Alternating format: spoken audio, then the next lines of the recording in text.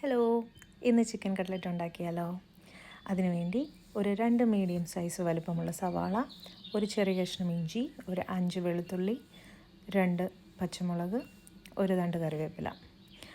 ആദ്യം പാൻ എടുക്കുക, അതിലേക്ക് 2 ടീസ്പൂൺ വെളിച്ചെണ്ണ ഒഴിക്കുക. ആ വെളിച്ചെണ്ണ ഒഴിച്ചതിന് ശേഷം അത് എണ്ണ ചൂടാകുമ്പോൾ അതിലേക്ക് ഇഞ്ചിയും വെളുത്തുള്ളിയും പച്ചമുളകും ചെറുതായി അരിഞ്ഞത് ഒന്ന് വഴറ്റിയിട്ട് അതിലേക്ക് സവാളയും ചേർത്ത് ഒരു ലൈറ്റ് ബ്രൗൺ കളർ ആവുന്നിടം വരെ വഴറ്റിയെടുക്കുക. ശേഷം ആവശ്യത്തിന് ഉപ്പിടുക. അതൊക്കെ ഓരോരുത്തരുടെ ഇഷ്ടമനുസരിച്ച് ഉപ്പ് ചേർക്കുക. പിന്നെ കറിവേപ്പില ചേർക്കുക. ശേഷം 1/2 ടീസ്പൂൺ മഞ്ഞൾപ്പൊടി,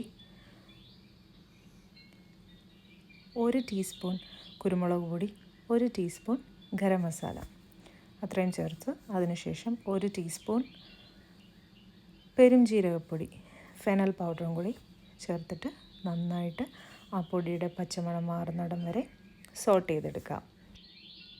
ഇനി അതിലേക്ക് കുക്ക് ചെയ്ത് ഷ്രെഡ് ചെയ്ത് വെച്ചിരിക്കുന്ന ചിക്കൻ ചേർത്ത് നന്നായിട്ട് മിക്സ് ചെയ്തെടുക്കുക.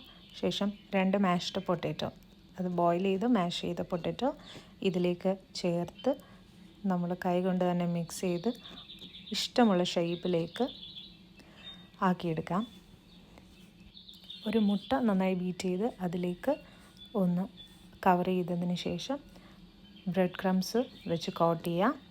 ദെൻ പാനിലേക്ക് നന്നായി ചൂടായി കിടക്കുന്ന എണ്ണയിലേക്കിട്ട് നമുക്ക് തിരിച്ചും മറിച്ചും ഇട്ട് കൊടുത്ത് കട്ട്ലറ്റ് വറുത്ത് കോരിയെടുക്കാം.